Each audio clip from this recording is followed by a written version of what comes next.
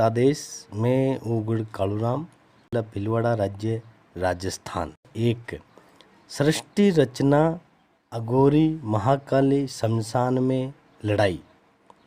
ये अपनी गाथा का नाम रहेगा। सृष्टि रचना महाकाली अघोरी शमशान में लड़ाई। भाग नंबर 1। आज मैं बताऊंगा इसके बारे में कि सृष्टि की रचना कैसे हुई और सृष्टि की रचना किसने की और विष्णु का अवतार कैसे हुआ। भाग नंबर 1 वो आप ध्यान से सुने।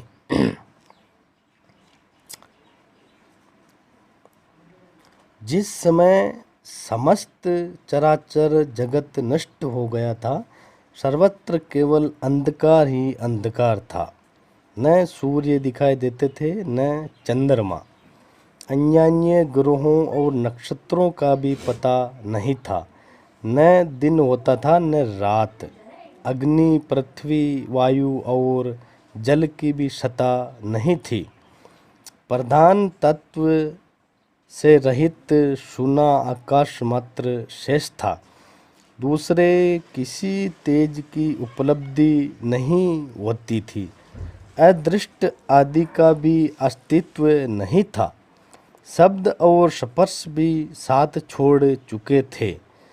गंध और रूप की भी अभिव्यक्ति नहीं होती थी।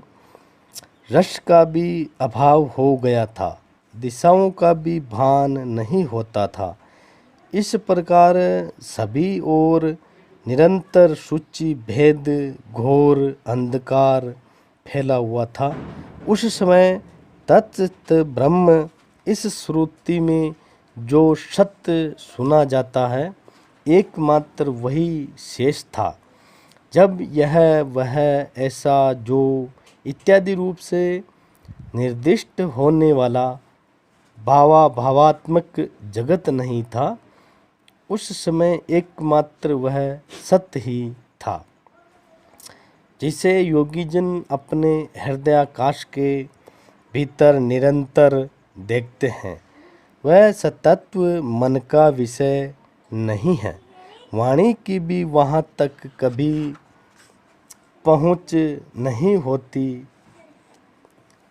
वह नाम तथा रूप रंग से भी शून्य है। वह न स्थूल है, न कृष्ण, न ह्रस्व है, न दीर्घ तथा न लघु है, न गुरु। उसमें न कभी वृद्धि होती है न ह्रास। श्रुति भी उसके विषय में चकित भाव से है। इतना ही कहती है, अर्थात उसकी सत्ता मात्र का ही निरूपण कर पाती है। उसके कोई विशेष विवरण देने में असमर्थ हो जाती है।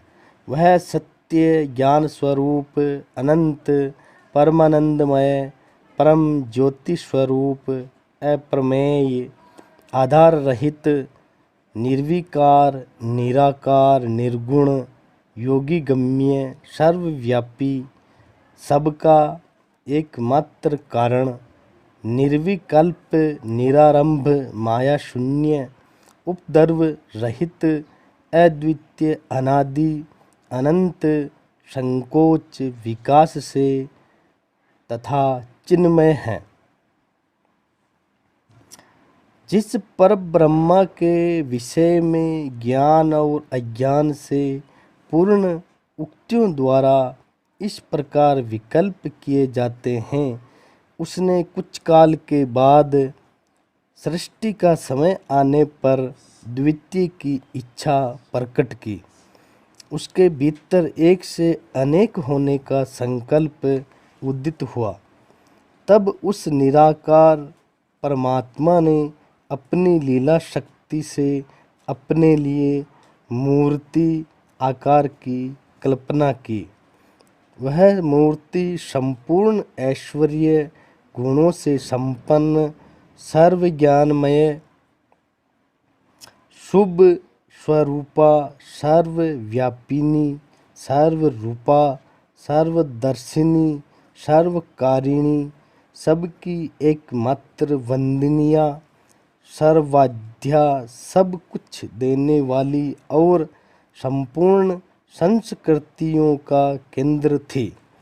उस शुद्ध रूपिणी ईश्वर मूर्ति की कल्पना करके वह अद्वितीय, अनादि, अनंत, सर्वप्रकाशक, चिन्मय, सर्वव्यापी, अविनाशी परब्रह्म अंतर्हित हो गया।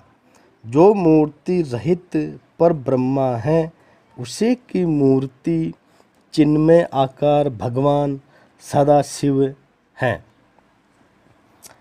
अर्वाचीन और प्राचीन विद्वान उन्हीं को ईश्वर कहते हैं। उस समय एकाकी रहकर स्वेच्छानुसार विहार करने वाले उन सदाशिव ने अपने विग्रह से स्वयं ही एक स्वरूप भूता शक्ति की सृष्टि की, जो उनके अपने शरीर अंग से कभी अलग होने वाली नहीं थी। उस पराशक्ति को प्रधान प्रकृति, गुणवती, माया, बुद्धि तत्व की जननी तथा विकास रहित बताया गया है। वह शक्ति अंबिका कही गई है। उसी को प्रकृति, सर्वेश्वरी, त्रिदेव जननी, नित्या और मूल कारण भी कहते हैं। सदाशिव द्वारा प्रकट की गई उस शक्ति के 8 भुजाएं हैं। तो आज यहीं तक और भाग नंबर 2 अब कल बताएंगे। जय भैरवनाथ।